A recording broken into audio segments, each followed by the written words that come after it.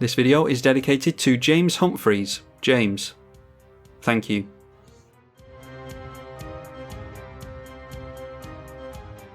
Torbran, Thane of Redfell versus Greven Predator Captain, Ezuri Claw of Progress, and Xyris the Writhing Storm.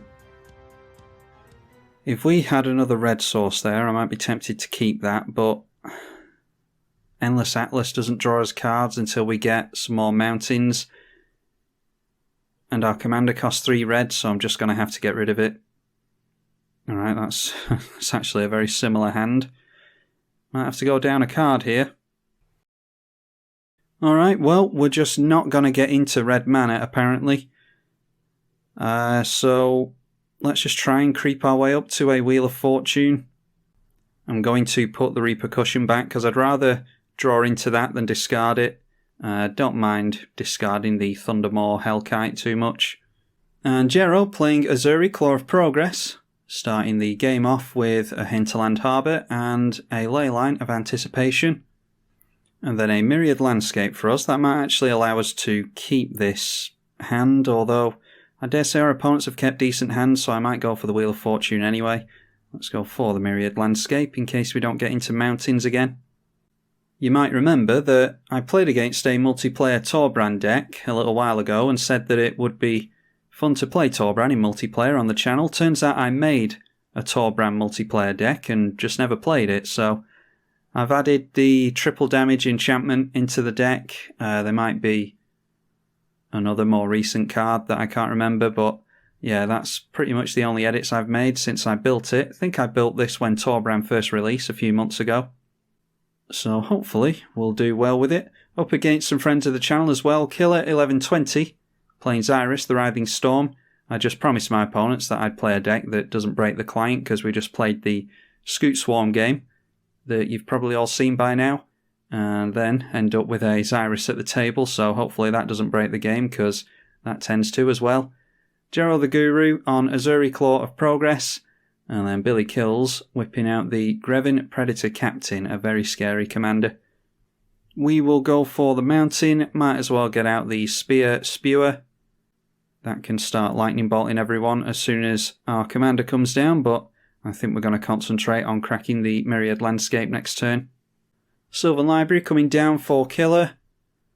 And then Sakura Tribelder being played and cracked. A Nykthos has come down as well for Jero. Then Kills just playing out a land and passing. We are definitely going in for the Myriad Landscape here, because we're not doing too well on the mountains front. The vast majority of the land base is mountains, so I don't know why we're struggling on getting into them. Look at all those mountains we've got to choose from. Anyway, getting all of our colours into play, I think might go for, if we make a land next turn, I might go Lightning Greaves and Wheel of Fortune. All depends on how many cards our opponents have by the time our turn rolls round again. Now, Burning Inquiry coming in, and luckily we don't manage to, luckily we don't discard the Wheel of Fortune. That was a close one. Coiling Oracle getting discarded there, Wheel of Fortune being discarded, so they were obviously desperate for some lands there. Doesn't look as though they got anything off the Sylvan Library, so we might actually be helping this player if we go for the Wheel of Fortune, which I don't necessarily mind. We do get rid of our Lightning Greaves, Rampaging Ferocidon, and the Thundermaw Hellkite though. What else did everyone get rid of? Flood of Tears is good, because they do have Leyline of Anticipation out. Few lands gotten rid of there as well. Helm of Possession, another good one to discard. And Grab the Reins as well. Now Ezuri coming down for Jero. And then going into Jero's turn. Don't forget they can play the Ezuri at flash speed. Dryad Arbor comes down, giving them an experience counter. Echo of Eons being discarded over here at the end of the turn, so they've got a Time Twister in the bin. If they get into a land, they'll be able to go for that. Might not want to when the Wheel of Fortune goes off, though. And yeah, we're going to really help out the Simic player with our Wheel of Fortune because they're getting into all their mana, but only 2 cards left in hand. Anyway, dropping the Soul Ring and putting a plus counter onto their Dryad Arbor. Solemn Simulacrum for Billy. And then at the end of the turn, we might as well tap this and ping everyone. You never know in the burn deck when the amount of burn you get off is going to matter. And it's Ruby Medallion for us, so we can go... Yeah, we can go Ruby Medallion, play the Valakut and Wheel of Fortune, can't we? And I don't think we have to worry about what we're discarding too much, because we may well see a Time Twister shuffle everything back anyway. But that is allowed to come down. There might be some counter magic over here, because there is priority held up over there, so we'll try the Wheel of Fortune anyway. I would think they would want to refill their hand. Alright, there we go. And get into a mana doubler, get into some nice burn, Faithless Looting, another land. No mountains, noteworthy in all of that. So yeah, that was a really good wheel for us. Let's pass the turn. Didn't look at what everyone discarded actually, did we? There is Rampant Growth. Yeah, maybe they drew into Rampant Growth. I don't know, maybe they could have cast that last turn. Skull Clamp, really good to get rid of. Chasm Skulker, Exploration. So they've got means of ramping off. They're just being really unlucky with the draws they've made. Dockside Extortionist, Perforos, yeah, they had a hand. Just really unlucky getting into lands, apparently. Then a Rogue's Passage, Beast Within. Yeah, not too much over there. Now then, what's going on here? Rogue's Passage is good to get rid of with Greven. Act of Aggression. Fling. So they want to steal our stuff and fling it and sacrifice it and stuff. Mass Mutiny. Zealous Conscript, yeah, so they had a really good hand as well. Billy Kills doing well on the ramp front. At the end of Killer's turn, a Thought Vessel coming in for Jero. And then their own Solemn Simulacrum, making good use of the ley line. Then we get into Jero's turn. At some point they've gotten down a Thespian Stage, which is noteworthy. And then a Beast Whisperer during the main phase, in order to trigger the Ezuri and get another experience counter. Then an Invisible Stalker will draw them a card and get them another XP counter. At the beginning of combat, Ezuri puts some plus counters on the unblockable Invisible Stalker. Demonic Tutor for Billy, followed by their own Dockside Extortionist. Yeah, this will get them a nice chunk of mana. 6 treasure tokens being made by that. And then following things up with a Swiftfoot Boots, ready for when their commander comes out next turn. Or maybe they just go for it right now. They are cracking treasure tokens. Yep, they go for Greven now. And throw the boots on there straight away. Then swinging straight in at us with the 5/5. Sacrificing their Solemn Simulacrum. That will draw them cards. One for the Solemn Simulacrum. And I think the other one is... Yeah, you draw cards equal to the creature's power. And that jumps it up to a 7/5. And we can't block it because it has Menace. So we'll just tap at the end of the turn and ping our opponents again. Alright, a mountain finally. So we'll have 6 mana left. If we play the mountain and go for the extra planar lens, we go like that. Yeah, let's just go for the extra planar lens now. Our commander will cost 3, and then we can play another 3 mana spell, get rid of the tapped land. Then we'll throw out our Torbran. I'm sure Billy Kills will have plenty of means of stealing our Torbran away from us, but... Yeah, well, let's attempt the Fiery Confluence anyway. Maybe we can get rid of some stuff here. We can deal 6 damage to each of our opponent's creatures, and then it would be 4 damage to each opponent. Yeah, I think that will be alright. If we can get it through, there's some blue mana held up over here. Alright, that's good. So, blowing up our own creature, which I didn't think about, so we should have tapped that down for a Lightning Bolt on all of our opponents before we did that. Haven't played Torbran in a very long while. Getting rid of a Solemn Simulacrum over here, so Jero will draw a card. I'm just hoping that that sets the Rakdos player back a nice amount of time. Also gives Killer a bit of time to get back into the game.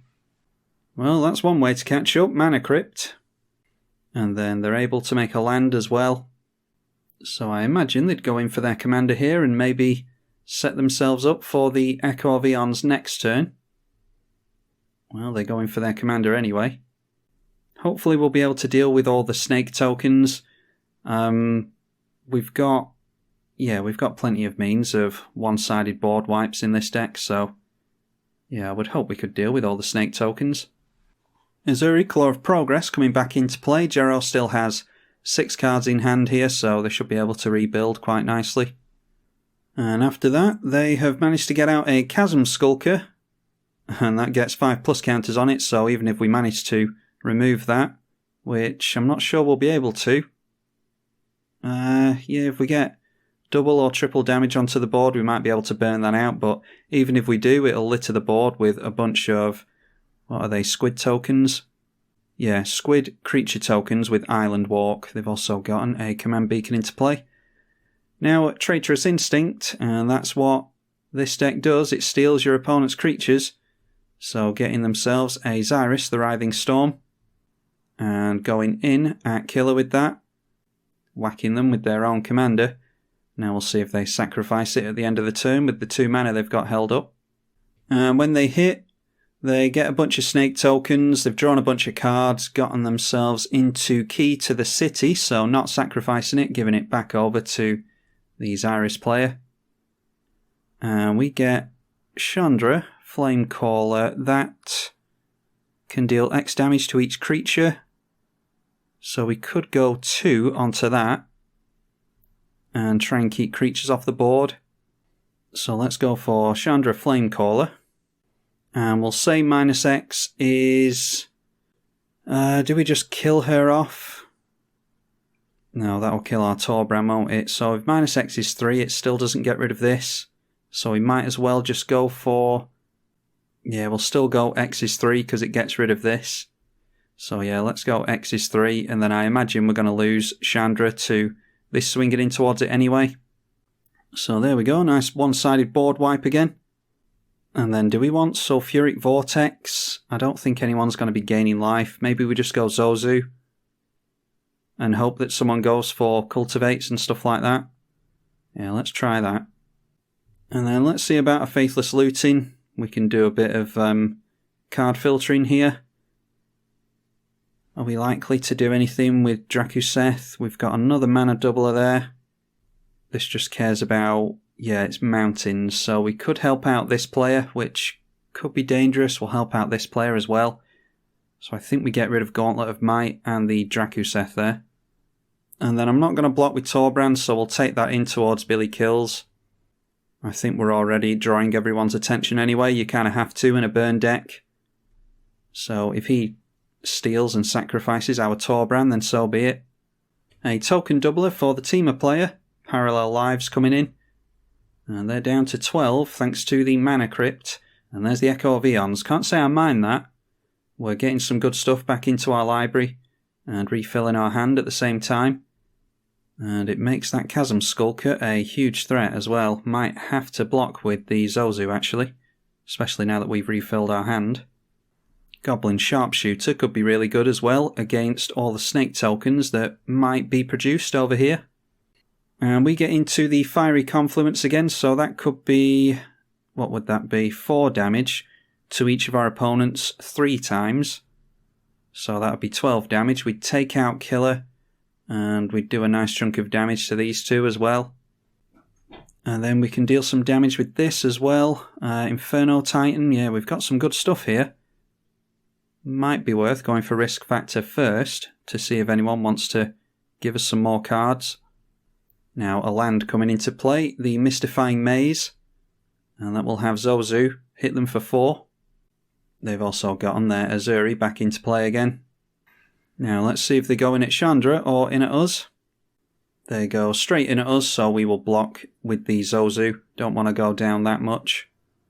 Really want to keep our commander in play at this point so that we can try and burn out Jero as quickly as we can.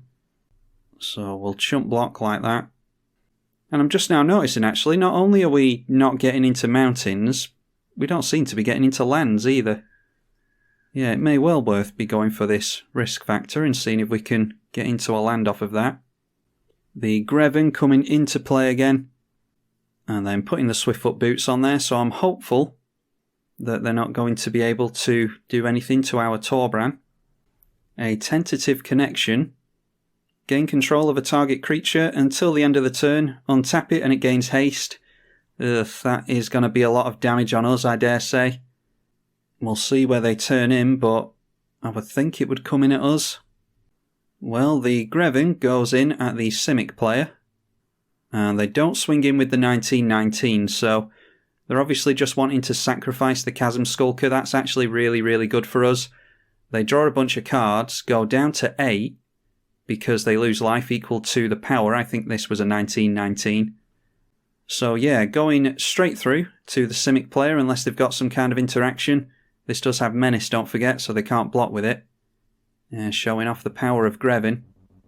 And that actually sets us up for a nice win next turn. Gets rid of the blue player. There might be some free counter magic over here. But I think, thanks to Greven taking out Jero, we actually win next turn. We get back into the Faithless Looting. We could just get rid of the squids with the Rain of Embers. Can do it with Electrickery. If this had haste, we could just pepper them all as well. What to do here?